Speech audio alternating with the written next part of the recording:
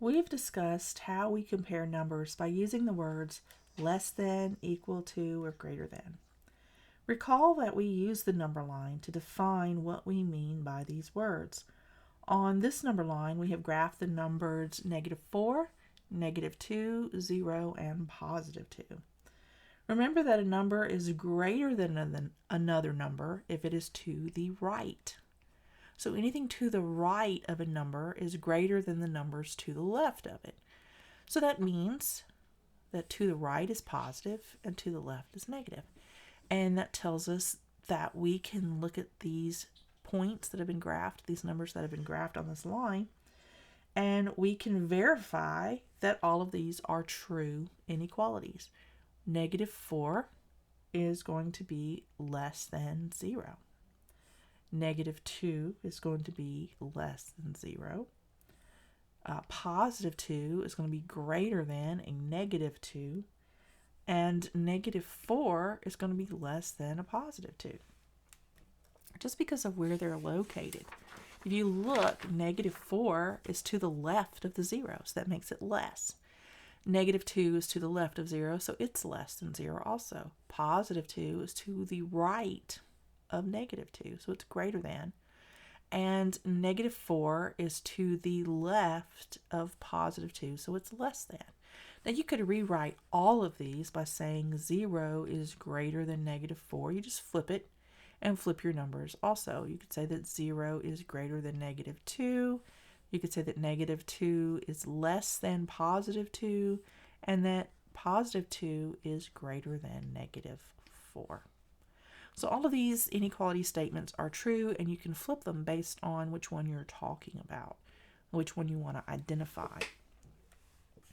It's interesting to note that if we have two numbers, that they can only have one of three relationships between them. These two numbers, this is called the trichotomy axiom. Let me write that for you. Tri coming from the root word 3. Trichotomy meaning a relationship of 3. And axiom meaning truth. So a relationship of 3 truths, and this is all about numbers. And those truths are that if you have two numbers, A and B, A can either be less than B, A can be equal to B, or A can be greater than B. So those are the only 3 options you have, and that's illustrated by if I were to take a number or a piece of paper and write a number on that one side of that piece of paper and ask you to write a number on the other side of that piece of paper, whatever that number is that you write on the other side, it's either going to be greater than, less than, or equal to the number that I've written on the first side. And that is where the trichotomy axiom comes from. When you have two numbers to compare, they're going to fit into one of these truths about numeric relationships. So there are some combinations that we can do. For instance, we know that we can say that a group of numbers can include some others. So we could say, for instance, that x is less than or equal to 2, right? So on a number line, we would graph that as circling the 2, filling in the circle so that it would be included, and then everything that would be less than that, we include that by drawing a line, correct? Oh, by the way, this is something you need to write in your notes, the trichotomy axiom, because it might be on a test. We also could say x is greater than or equal to 3. So we would circle the 3, and because it could be equal, we would fill it in, and then we would go to the greater side, which is to the right on the number line. So x could be 3 or any number that's bigger than 3 or greater than 3. So we can combine those relationships, but that does not take away from the fact that there's only 3 different things that they can be. So let me clear the page.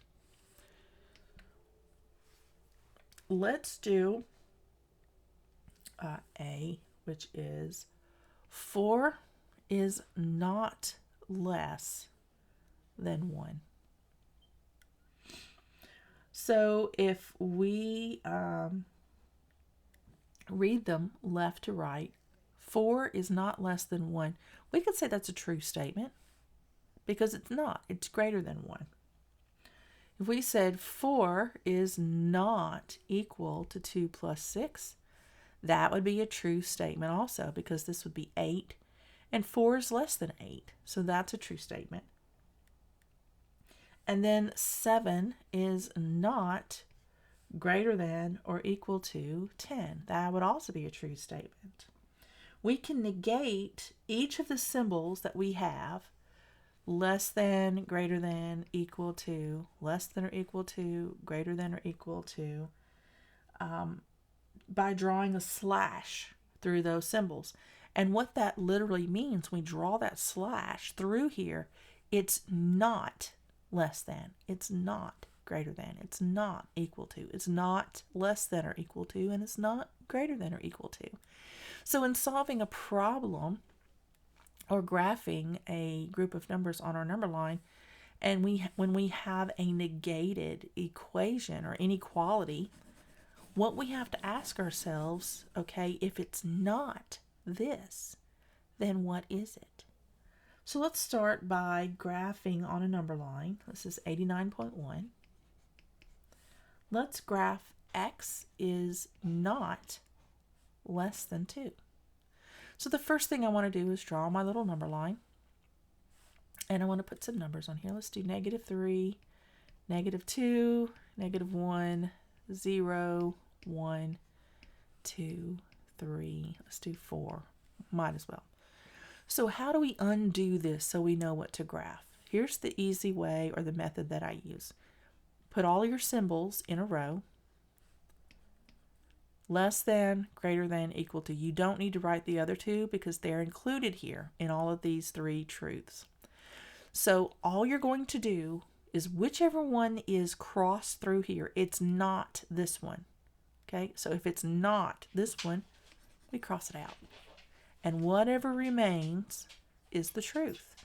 So if x is not less than 2, then we know that x is greater than or equal to 2. So this would be what we graph. So we would get our little pen, our colored marker, and we would find the 2 and circle it.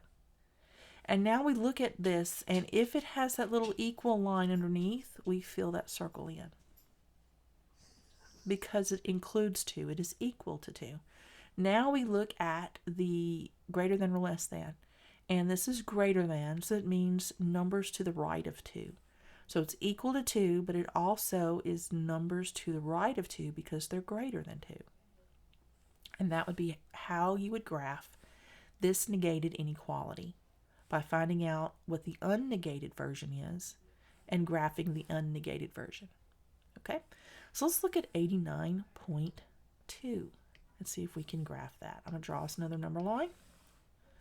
And let's do 0, 1, 2, 3, 4, -1, -2, -3, -4. Pause if you need more time.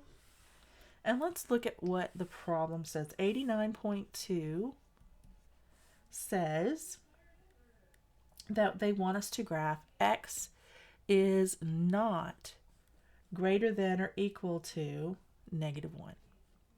So again, I would draw my symbols and I would look and see. It's not greater than. So it's not greater than.